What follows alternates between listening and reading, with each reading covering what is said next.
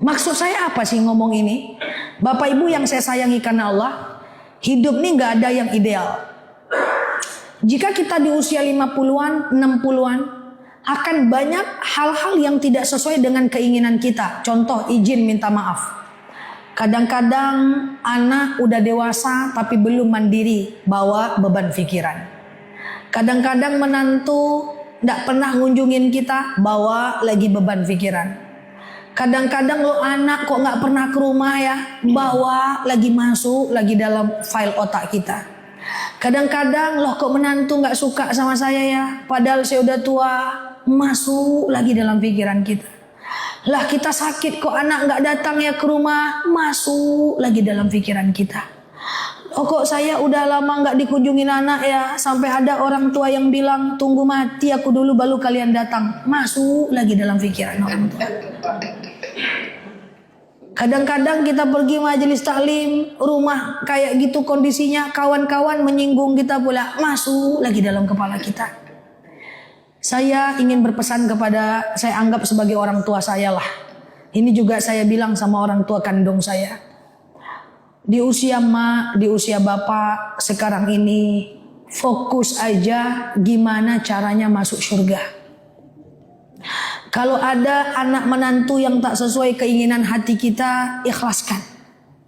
Kalau ada anak yang masih melawan, ingatkan, ikhlaskan. Ibaratnya tawakal, detachment. Kita nggak bisa merubah itu semuanya. Kalau ada kita sakit, kok nggak dikunjungi ya? Kok nggak datang juga ya? Anakku mapan, kok nggak bantu aku ya? Ikhlaskan. Kok nggak ikhlaskan Ustazah? Selamatkan pikiran kita. Selamatkan pikiran kita. Hidup ini tidak ideal Bapak Ibu.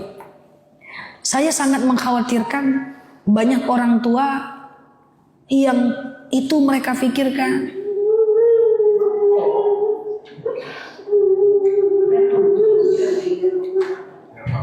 Nggak apa-apa Bu. Iya.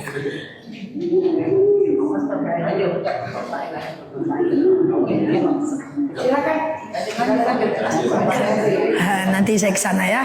Aman ya Bu? Insyaallah. Enggak apa-apa.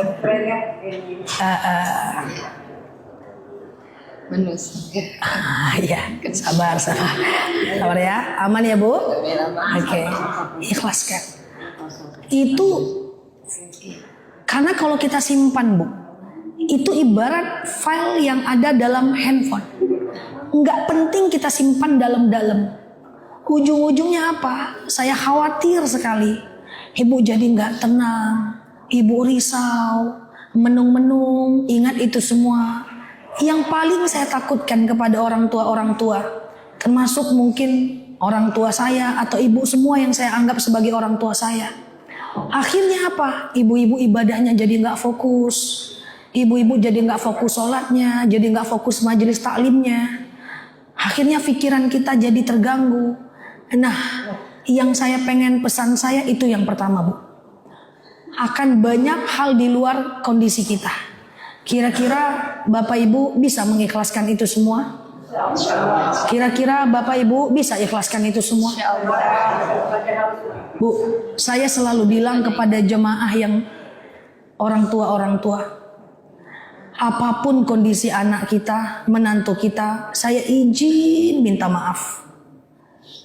Paksakan diri tetap ridhoi mereka ya. Karena sikap mereka kita nggak ridho, kita udah mau meninggal Bapak Ibu. Kalau kita nggak ridho, sengsara hidup mereka pasti Bapak Ibu. Ridullah ridul walidain, sukhtullah sukhtil walidain. Ridho Allah itu bergantung kepada ridhoan ibu-ibu dan bapak-bapak. Yang saya khawatirkan ketika anak bapak ibu tidak sesuai dengan apa yang kita inginkan, dia durhaka, gak pernah datang, melawan, gak perhatian, kita marah, kita gak ridho, sengsara mereka. Jadi itu yang saya khawatirkan Bapak Ibu. Jadi gak apa-apa kalau ibu ada yang menangis, maafin saya, insya Allah yang saya sampaikan ini Saya rasa ini penting karena sekali-sekali kita bertemu. Sehingga ibu-ibu yang udah di usia 60-an, 50-an itu bisa lebih tenang. Yang nggak penting itu dikeluarkan. Wah, yang ujian-ujian hidup tuh keluarkan semua dari handphone kita, dari kepala kita. Lalu kita akan lebih tenang.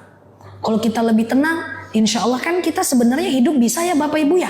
Kita kadang-kadang juga nggak berharap anak ya Bapak Ibu ya. Kita masih ada uang secukupnya. Entah kita punya uang pensiun, entah dari kontrakan kita cukup ya. Kadang-kadang pengen sekedar mereka peduli tapi nggak juga gitu kan. Sampai ada orang tua yang ngomong sama saya kalau dia susah saya bantu dia.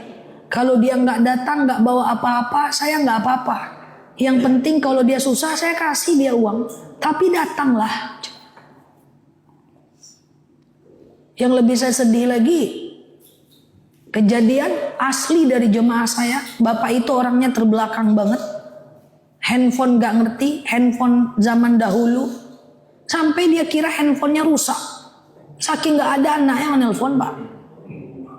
Rusak handphone saya nih. Ini penting Bapak Ibu yang saya sayangi karena Allah. Saya tidak bermaksud menggurui. Tapi demi Allah harus kita ikhlaskan itu semua. Tujuannya apa? Kita keluarkan dari dalam hati kita. Gak ada hidup kita yang sempurna, gak ada. Akan ada kondisi seperti itu. Dan kadang-kadang dia baik sama kita, tapi sesama dia bertengkar.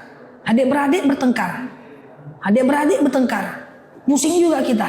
Nah itu dikeluarkan. Insya Allah kalau kita udah merawat anak dengan baik, udah merawat mereka dengan baik, itu udah nggak tanggung jawab kita lagi kok.